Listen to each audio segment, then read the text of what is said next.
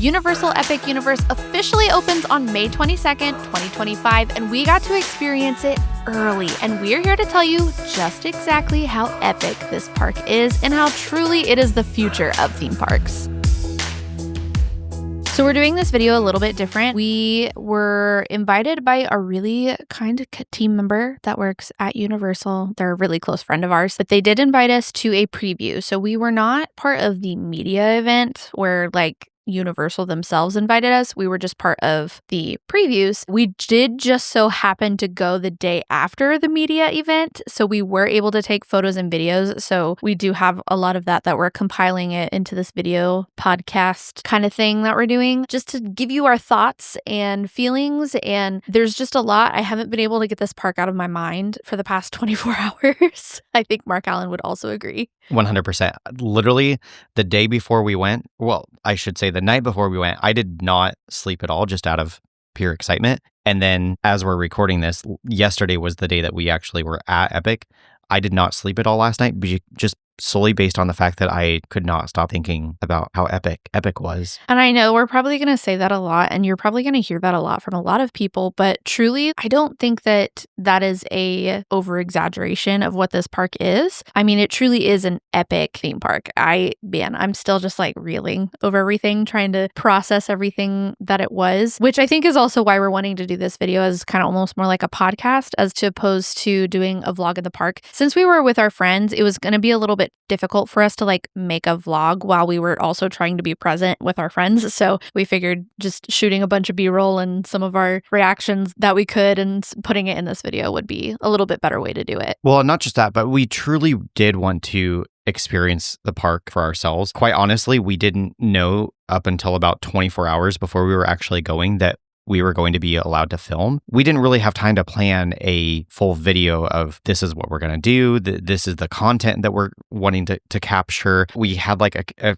couple last minute ideas and we didn't even make that happen. Now that you kind of know all the backstory of that, let's actually talk about the park because that's why you came here and that's what you want to know about. First things first, the portals and the lands and all the cool stuff. To start out our day, we actually went to Nintendo World. Now, I'll be super honest. This was the land that I was the least excited about. I would agree. I definitely grew up playing Super Nintendo. We had an N64. We had a GameCube. I've Super Nintendo. We had all of that. Yes, I was excited for it, but not in comparison to the other worlds. Going into it, it was very cool. So they do have a Nintendo World in Universal Hollywood as well as Universal Japan. And ours, I would say, is more similar to Japan's because we also have Donkey Kong with our Nintendo World, which Donkey Kong was what I was excited about for this land. That was the part that the coaster looked so cool. To put this into proportion of if you've ever been to any of the other Super Nintendo Worlds, this is the biggest one. I know people that have experienced it here and people that have experienced it in Hollywood said that this one is infinitely huger. And it did feel really big. This one also felt very chaotic to me. Now, this is something that's been really interesting as I've been watching some of these videos from the media event is some people have said it feels very chaotic and other people are like, this feels the least chaotic. And I think a lot of it just has to do with how attached to the IP you are. For me, I am not a game person. I did grow up playing Mario and things like that, but it's not ever something that I super cared about. And so walking into the land, I know Mario and Luigi, but I was I don't know what all of these little details are. And so I wasn't oh, this is that. And oh, look at this. And that wasn't the reaction that I had. But our friends in our group, they are really big into Nintendo. And so they were having that reaction of oh my gosh, look at this. Oh my gosh, look at that. And this is kind of a funny theme that you'll see with a lot of the different lands. And I think Universal did this intentionally of having these really, really different IP that different people are going to connect with in different ways. Each land is really geared towards different age groups. Well, not only different age groups, but also different demographics. I would say demographics over age groups because I think that overall this is a very family-friendly park, which we'll talk more about later. This portal is actually a little different than the other one. So right when you walk into the portal, you're actually going to go up an escalator, and it's like the green tube that you go through. Yeah, like the green portal tube. I don't know what they're called. So you go up this escalator, and then when you're at the top of the escalator, you're in Princess Peach's castle, which I don't know if you can go walk around in there because we were just very like, it was the first thing of the morning, and we were just like, oh my gosh. And we were running through, but then you immediately exit out, and then that's where you get that big reveal of the Nintendo world. And this is like a two floor land. So there are a lot of steps. Be aware of that. But it is also very accessible as well. There's elevators in the land, so if you are someone that is worried about stairs, you don't need to worry about that, basically, is what I'm saying. Yeah, they do have elevators, so if you are going through the portal, immediately when you walk into the portal, there's a door like on the right-hand side. That'll be where the elevator is, which I totally missed the first time we were going. My friend told me later. He was like, "No, there is an elevator." I was like, "Oh, hold on, let me look at my video." And sure enough, it was there. I totally missed it. So yeah, I mean, a lot of that is obviously, if you're looking for that, you'll see it, but you kind of get tunnel vision in this whole park. There were definitely a lot of details in Nintendo, and Nintendo was the land world that we spent the most amount of time in. This is such an important thing. I really, really encourage you to start with the land that you care the most about. I noticed that it was super easy to get absorbed into a land, and so you could very easily spend hours and hours and hours and then realize, oh no, we have 3 other portals that we need to get through. And we actually kind of ran into that problem this day. We spent pretty much the whole morning in Nintendo. I don't think we intended to do that, but we did. And so we actually ended up not getting as much time in the other lands. Which, because we were with a group, that was kind of what they were wanting to do. So it was fine because we had a friend that was leaving early. So we wanted to do Nintendo earlier for him to be able to do, and then we were going to go do some of the other portals. But I think if it was just Mark Allen and I think like we probably would have started in Isle of Berk or one of the other lands that I think we were wanting to spend more time in, so that we would have made sure to prioritize that. So that's a huge tip that I encourage you if you are visiting this park, is make sure you start with the land that you care about the most. That way you can make sure you can take your time in that land and you aren't disappointed later when you're rushing around trying to finish everything else and you may have to skip something because you ran out of time. So yeah, that's my big pro tip with that. Right. Nintendo does have 3 different attractions, right? So there's Donkey Kong Minecart Madness, Yoshi's Adventure, which is kind of like a people mover ride. Honestly, I wouldn't even compare it to people mover. I would compare it more to the Seuss high in the sky trolley that they have in Seuss Land. It was pretty much like that. Yeah. And then they also have Mario Kart Bowser's Challenge, which is, well, I honestly, we didn't get to ride it because it was delayed most of the day and then it just was closed. So, but that one, it's basically like if you were doing Mario Kart. You have like VR goggles that you wear.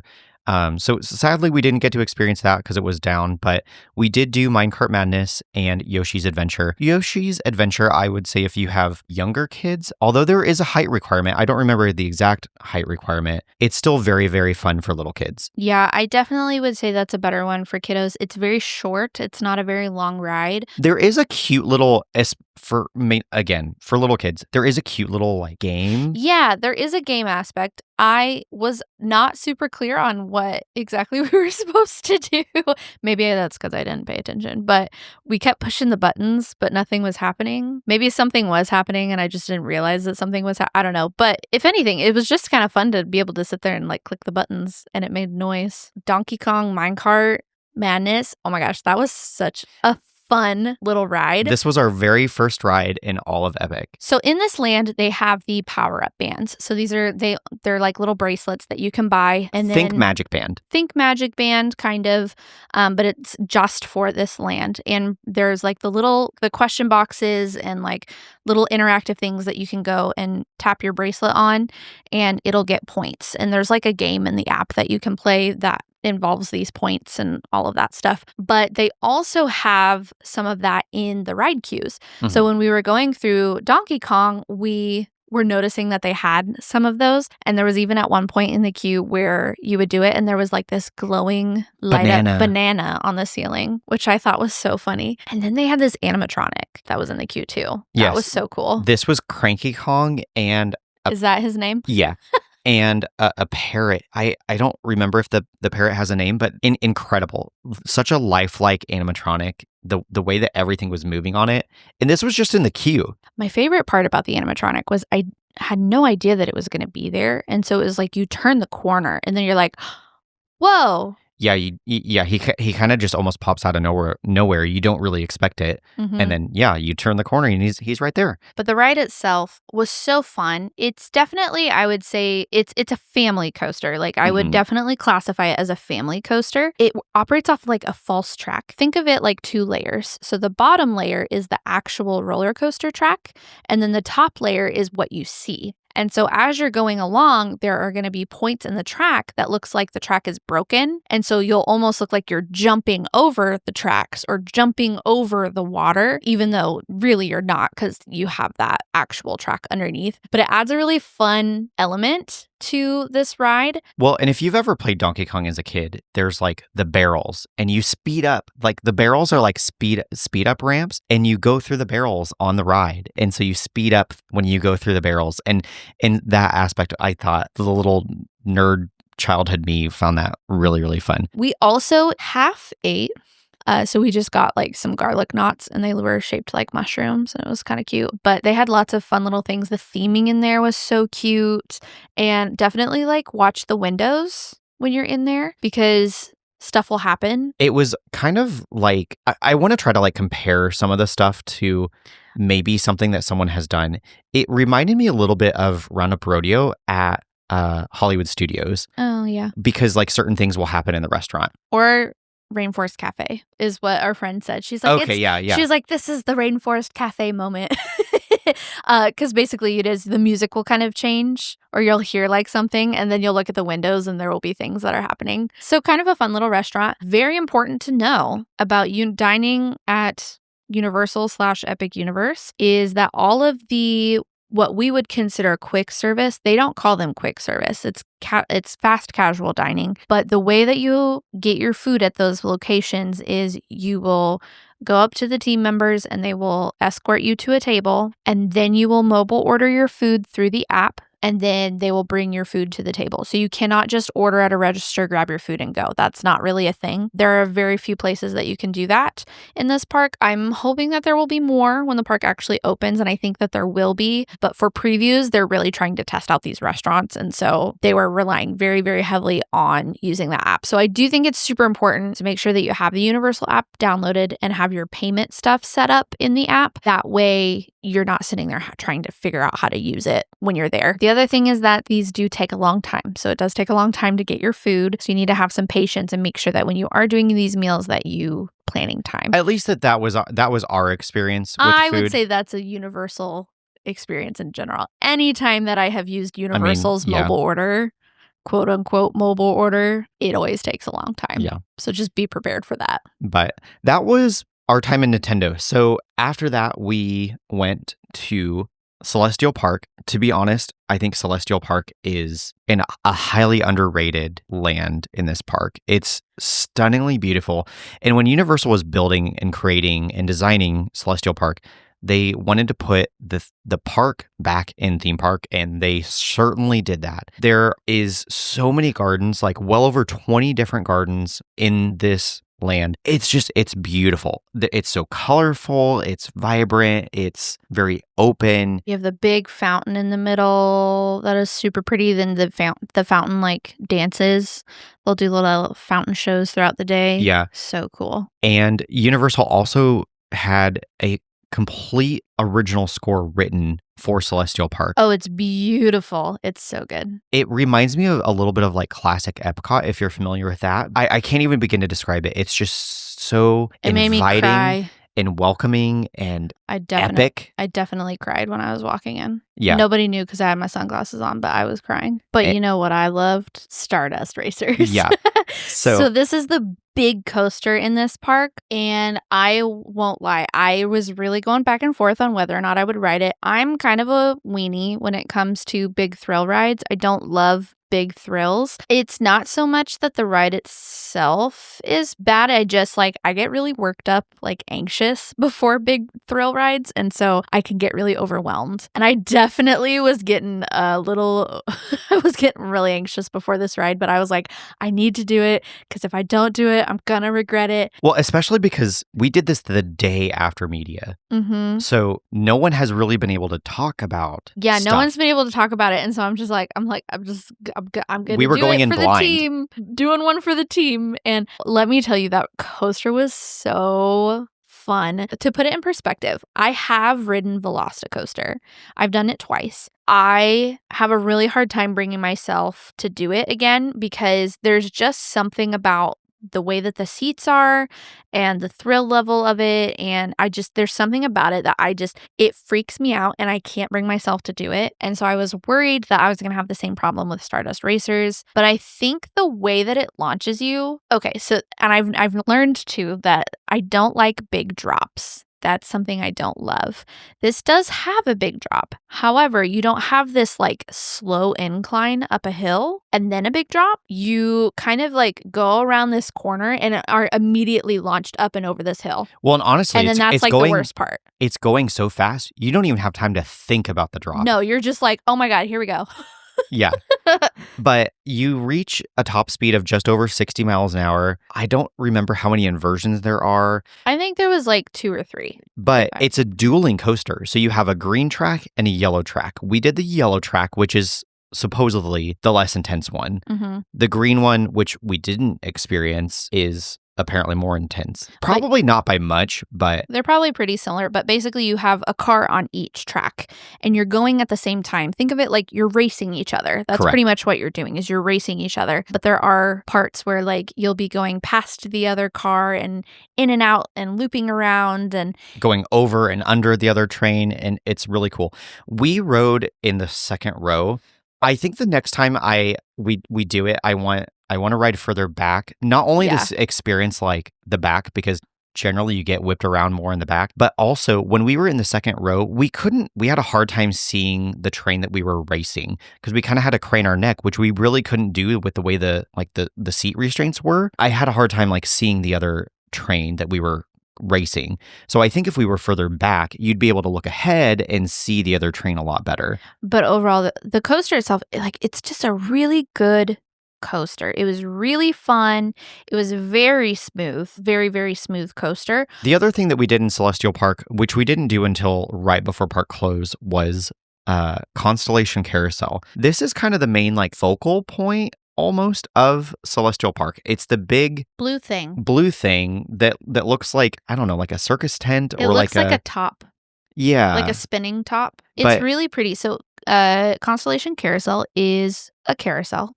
It's like if you were to mix carousel and the teacups together, but not intense. No. Very gentle and slow, but the way that it's just very relaxing. It spins like the teacups, sort of. Truly, the thing about this that I wanted to do is just, it's so beautiful. It is beautiful. The little vehicle things that you are on, they're animals. Yeah. So like a carousel, but they have lights on them, like little stars. Right. And there's, I think, 7 different songs, I believe, that you can get. Yeah. And the one we got was fun. It was our friend's favorite one, she said, because it has a record scratch in the middle of it. And then it goes backwards. Yeah. So that was cool. And they also, the ride vehicles they can seat 1, 2, or 3. So there's animals that can seat 1 or 2. Mm-hmm. And then they have these cars, for lack for a better word, that think like a bench. Yeah, it's like a bench, and then it has the animal on the front. So you could have mom and dad sit there, or the parents or whoever, and then you could have your third person sit on the animal, your kiddo sit on the animal. We had a fun little mix up and we ended up with 3. And so me and Mark Allen were sitting on the bench, and then our adult friend was sitting in the middle on the little animal. It was pretty funny. But yeah, that was cool. I wouldn't say that it's something to go out of your way for, but if you have young kids, I think young kids are going to really like that. just because it's very fun and pretty and whimsical. And if you have time and the wait's not super long, I think it's a fun one to go check out. I think it would be a good filler attraction. Oh yeah, for sure. The next land we're going to talk about is my favorite land, and that is Isle of Berk. Now, unfortunately, we did not get to spend very much time in this land at all. We are really hoping that we can figure out a way to go back because there is a lot in that land that I want to see and do. We're still going to tell you because we saw the things with our eyeballs that you can do. This is definitely the largest land in the park. It's huge. It's so massive. And I think that it's probably a better land to do in the morning, especially if you're here during the rainy season, because most everything in that land is outdoors. So especially if you're coming in the summer when Epic Universe first opens, we're going to be entering rainy season and then followed by hurricane season. If there's lightning in the area, I have a feeling that a lot of that stuff will not be happening because there's so many characters, so many meet and greets. A lot of the attractions are outdoors. So therefore, if there's lightning, none of that stuff is going to be happening, would be my guess. So I would say that's definitely going to be a good morning land because all of the other worlds, a lot of the stuff is inside or under coverings. That's just something interesting to note. But Isle of Berk, this is How to Train Your Dragon, which is my favorite thing on the whole planet. I freaking love Toothless, but you'll walk in and you are greeted by these two huge statues and this beautiful blue water. And it literally looks like if you've watched the How to Train Your Dragon movie, in the very beginning when Hiccup's doing his little spiel of this is Berk, blah, blah, blah, blah, blah. It looks like that. You are in the movie. That's what it looks like when you walk in. And it's so freaking cool. And they're playing the classic soundtracks from the movie. Gosh. It's incredible. I cannot wait to get back to Berk and ride the rides and eat the food and drink the drinks and do all of it. Being completely honest, the only thing we did in this land was we did basically a loop. And we talked to Gobber. He's the blacksmith guy. Yeah. Oh my gosh. He was the one that made Hiccup's prosthetic leg. Yeah. Oh my gosh, he's so funny. He was so good. That was such a fun meet and greet. It makes me excited to try and meet some of the other characters because that one was we just had a ball. He was cracking We jokes. probably talked to him for 5 minutes. Oh, it was so at least. good. But the costumes, not only in this land, but just throughout the entire park are amazing. Incredible costuming. There are dragons everywhere. That land is literally dripping with dragons. They're all over the place because you've got the Toothless meet and greet. You've got the roaming dragon Starfly. You've got the little baby dragons that roam around. You've got the ice dragon. You've got the ice dragon that breathes mist. And there's dragon houses. There's there's the houses. There's carvings. There's oh my gosh. There's going to even be flying everywhere. Dragons. There are going to be flying dragons. That's going to be super cool too. I cannot wait for that. That land blows my mind. That of any of them. That one was it was so good. You feel it's so you colorful too in the movie. And what I love too is the detail was so good that even the characters have these giant shoes to emulate the cartoon illustration of the movie. Yeah. The way that they're illustrated, the way that their bodies are illustrated in the movie, they have those kind of wacky proportions with these character meet and greets. It's they're lifelike, but also very cartoon-like at the same time. So cool. But even Gobber had, his hands were filthy, he had been working at the blacksmith. Yeah. But he, his nose was really big. His ears were really big. His chin was really, the proportions were still very cartoon-like. It made them feel very real, but still I don't know how to explain it. It's just every ounce of characters that we met, even not just in Berk, but in the other worlds, the makeup, the costuming, the acting, Universal pulled out all of their stops for their live entertainment and characters. But that's pretty much everything for Isle of Berk. We honestly cannot wait to get back just to do all of that. And this is the biggest world, maybe, which leads us to Ministry of Magic, which is our next land. This might actually technically be the biggest in terms of, I think if you were to include the show buildings and everything. Yeah, I think, okay, so Isle of Berk is probably the biggest as far as guest area. Yeah. Where guests are walking and being able to explore. Ministry of Magic might technically be bigger just simply because of the acreage. The acreage of the attraction building, which, don't get me wrong, Ministry of Magic is a huge land too. I was shocked by how big that land was. Yeah. It is themed from Fantastic Beasts. So if you've watched the Fantastic Beasts movie, when they go to Paris and they go through and there's like the circus and they're running through the streets and whatever, that is where this takes place. Yes. And spoiler, there are magical creatures everywhere. Oh my gosh, they're all over the place. We didn't even we barely even touched the surface of where they all were. But my friend told us, she was like, be ready because this land is just opulent. And I think that's a very accurate description. It's beautiful. It feels very romantic. It has there's lots of detail. It's a gorgeous, massive Well, that land. same friend also said Ministry of Magic is so beautiful that if and whenever she gets to go to real Paris, that she feels like she's going to be let down just because this park, it does it so beautifully. It's really pretty. The buildings are crazy tall. The thing that I think shocked me the most is how wide the sidewalks are. So if you've been to the Harry Potter lands at the original 2 parks, it's very cramped. And it's very much a pinch point.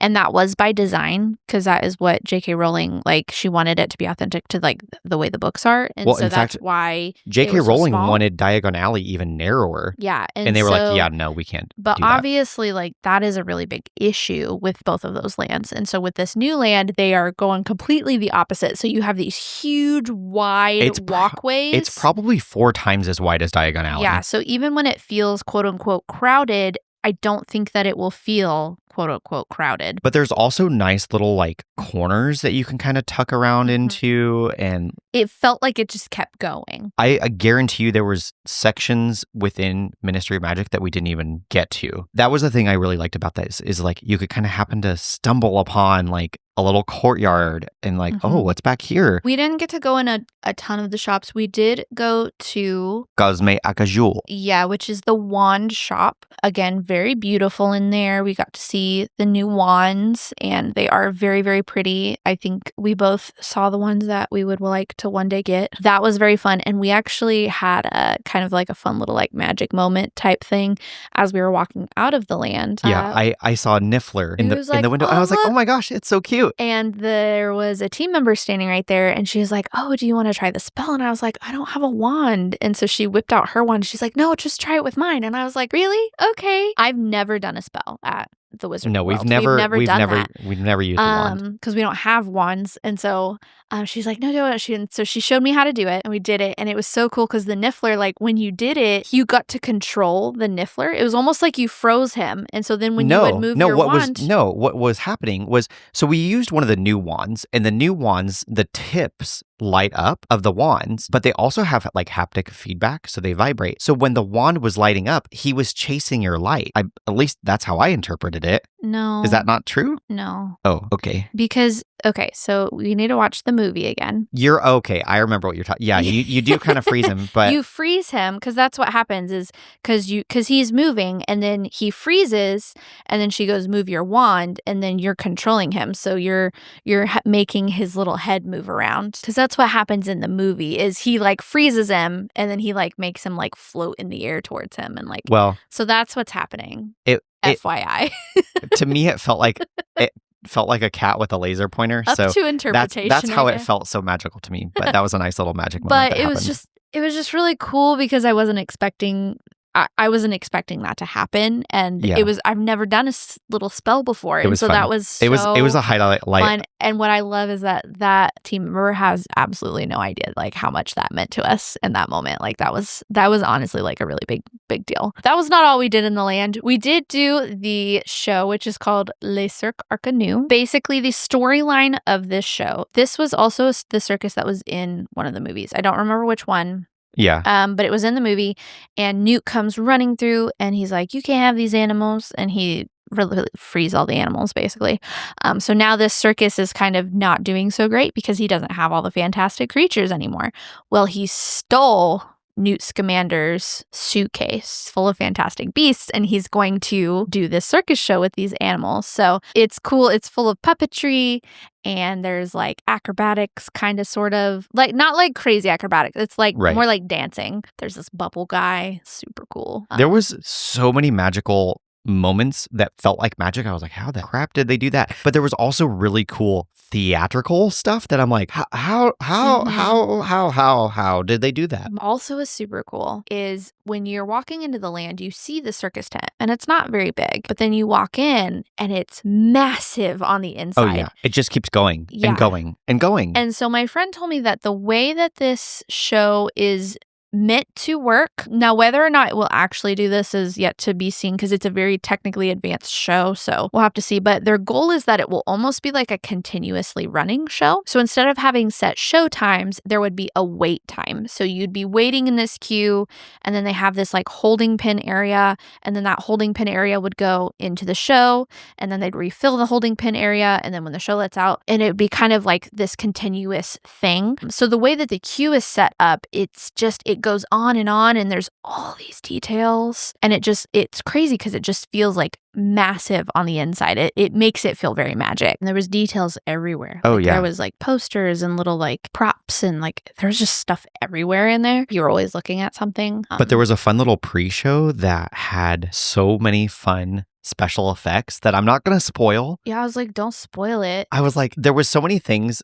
just in the pre-show, but also in the show. I was like, how did that happen? How did they do that? But that wasn't even the coolest thing in that land. The coolest thing in that land is the Battle at the Ministry attraction. So we could literally do a whole podcast about this. Okay, so we did not ride the ride. The ride was not open. However, the queue was open to walk through. And this is the single most mind-blowing moment that I've ever had in a theme park, ever. The Battle at the Ministry, it is a attraction that is themed inside of the Ministry of Magic. And so the queue is themed like you're walking through the Ministry of Magic. You first enter and you're almost walking through like this subway looking system, and then you have to get to the Ministry of Magic. So you go through the Flu Network. But you do go through the Flu Network, and I've always wondered like how they were going to do that. It feels so real. It's so cool. But it's such a simple effect. Yeah, I think that's the thing that I love is like, I really love when something is executed so well, but you can tell it's such a simple effect. I don't know. I just think that makes it better. And so you go through the Flu Network, and then you turn the corner,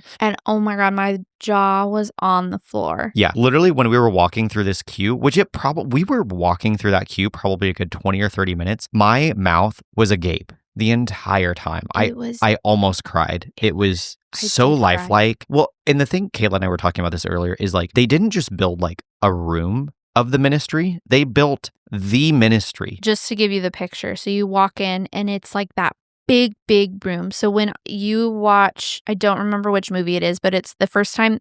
It's when Harry is kind of fighting with Voldemort in the ministry, and then Dumbledore comes in. And then like the minister comes in, and he's like, "Oh my gosh, he's back." That's the room that you're in. Yeah. And so, in the scale, like this is the biggest room. Pictures and videos just don't do it justice. Like this room is absolutely massive, and you're like, how on earth did they fit this in here? It's so realistic. And then you keep going, and then there's more, and then there's even more, and then there's even more, and you just keep going through all these hallways and all these different rooms, and there's details and everything. And when you're walking through, I told Mark Allen, I was like, you don't feel like you're walking through like facades. You feel like you're walking through an actual building that is the Ministry of Magic. Yeah. And that is wild to me. Like it feels like you could open up a door and end up in someone's office, or that you're going down another hallway like to go to another department within the ministry. It just, the way that they did it. But there's also like several details. Like there's just details all over this queue. For example, you end up in a locker room, which was really fun because there's initials on all of the lockers that are initials of Universal Creative team members that worked on this attraction, and there just so happened to be one with my initials, and I freaked out. He did. He kind of squealed a little bit. And it was really cute. I was like, oh my God, it's my locker. But that was fun. Then you enter another room that has fallen oars. So you see Alice and Frank Longbottom, which are Neville's parents. Another one, I don't remember. And then you see Mad Eye Moody. And then you enter another room and there's moving portraits of past and current ministers of magic. And so that you see all of these things that's like, wow, I don't remember. I don't recall them being in the movie, but it's like they made it happen. Gosh, like the amount of detail. I am telling you, there is nothing else like this. No, it is hands down the most elaborate queue ever. The only thing that I can even remotely compare it to is Rise of the Resistance, and it makes Rise of the Resistance looks so cheap compared to the it's not. Like Rise of the Resistance is a really cool ride, but like when you compare the two, like you can't even put them in the same field because they're so well. Like, this ride is so it's so cool. And the thing about this is that the level of detail and storytelling starts at the beginning of the queue. Honestly, you could tell me that that's a walkthrough attraction, and I would believe you. Yeah,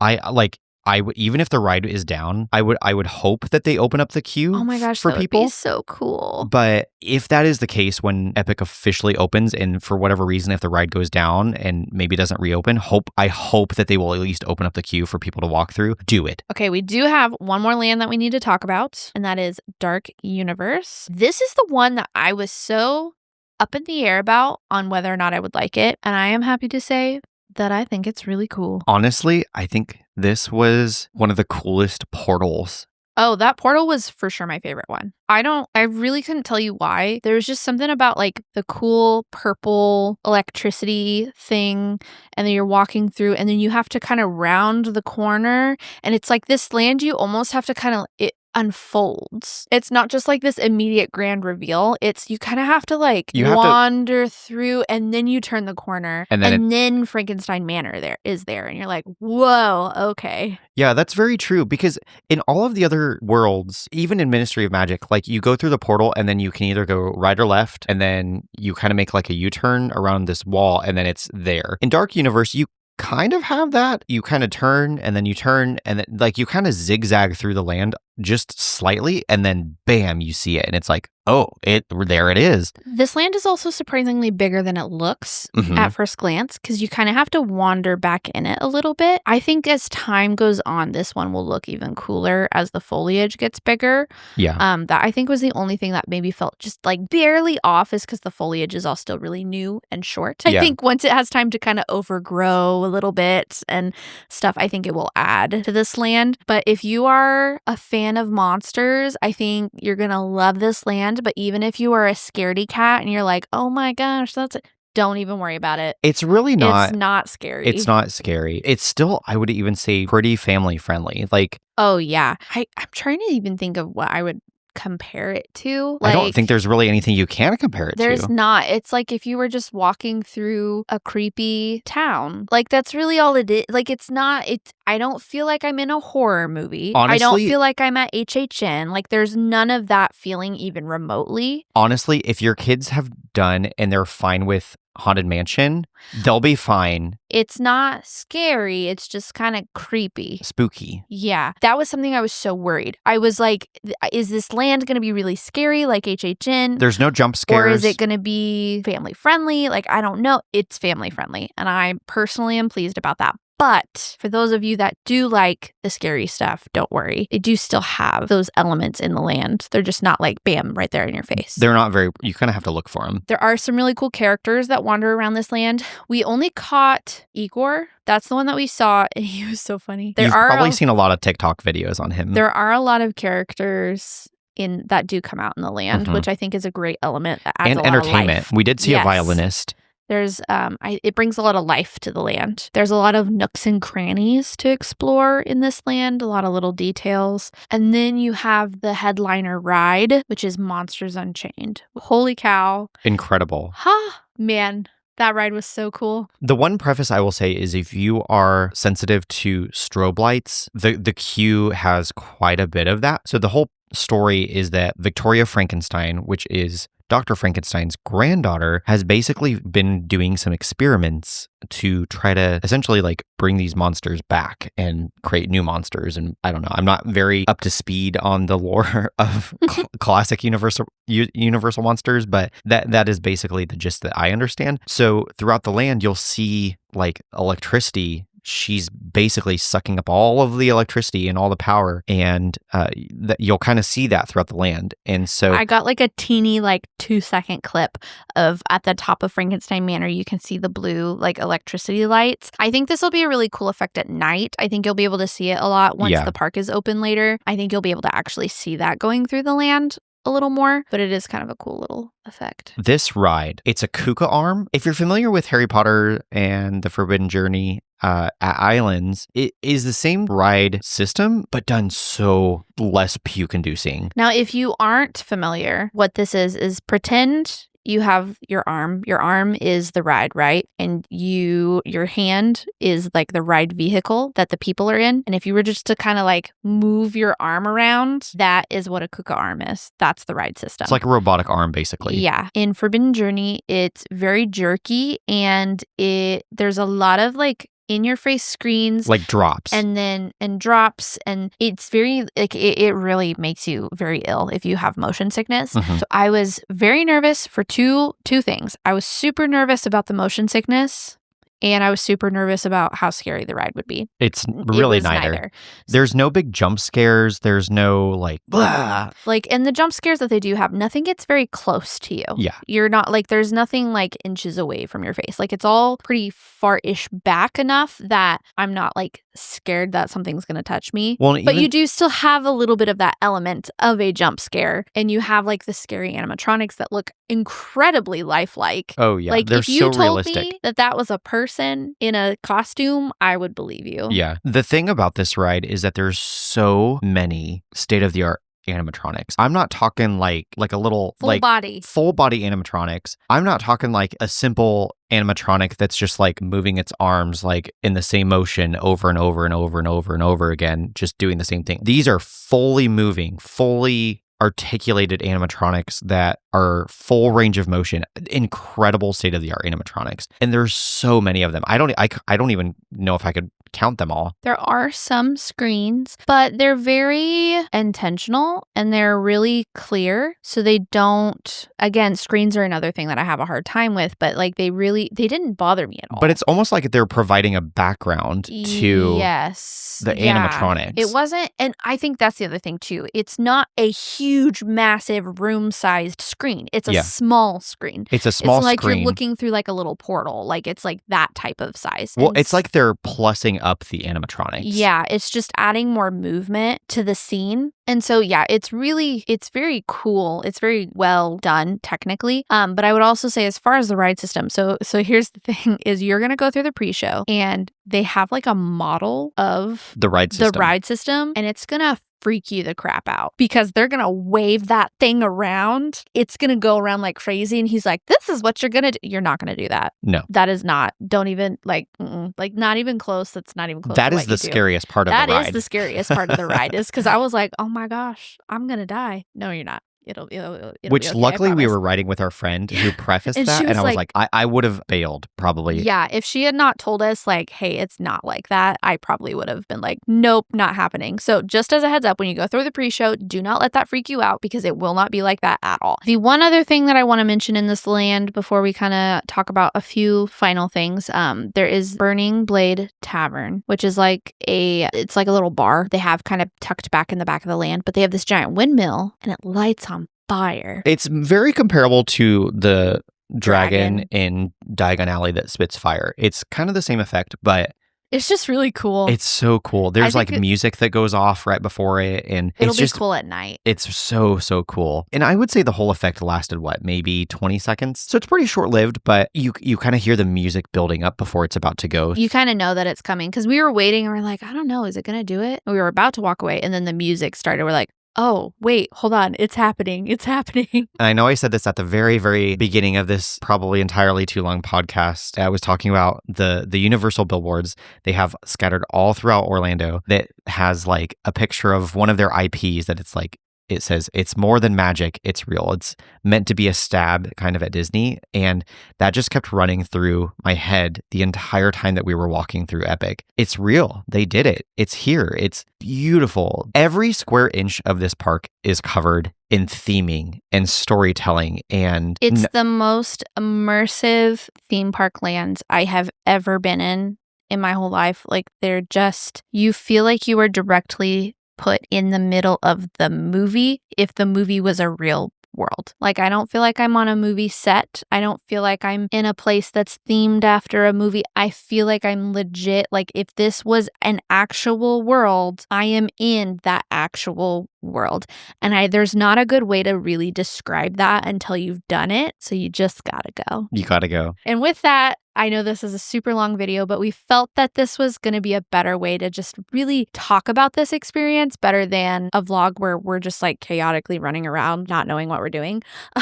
And we've had a full 24 hours to process everything. Yeah. Hopefully, if we do go back to the park, I think we will film an actual vlog in the park to show you guys even more. But I think for this first time, I think this was probably a better idea for us to do it this way. But let us know what you think. Are you excited for the park? Do you have a plan to go?